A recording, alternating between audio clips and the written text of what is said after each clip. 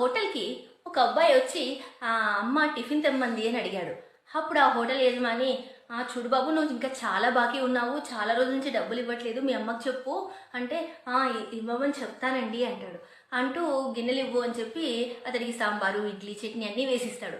అప్పుడు పక్కన అతను ఇదంతా చూస్తూ, అంత బాకీ ఉందంటున్నారు కదా, మళ్ళీ ఎందుకు ఇస్తున్నారు, లేదని చెప్పొచ్చు కదా అంటే అతను అంటాడు, అలా కాదండి, అది వాళ్ళు ఆకలితో అడిగారు, అది కాక వాళ్ళు నేను ఇస్తానన్న నమ్మకంతో ఆ అమ్మాయి ఇక్కడికి పంపించింది, నేను ఇవ్వలేకపోతే ఆ పిల్లల ఆకలి ఎలా తీరుతుంది, డబ్బులు ఏముందండి, ఈరోజు వస్తుంది రేపు పోతుంది, నేను కష్టపడి సంపాదిస్తున్నాను కాబట్టి నాకెప్పుడు మోసం జరగదు, నా డబ్బులు నాకు వస్తాయి ఎలాగైనా, వాళ్ళకంత ఈజీగా డబ్బులు దొరకవు కదా, కానీ ఆకలి మాత్రం ఆపుకోలేరు కదా, అందుకే నేను ఇచ్చి పంపాను.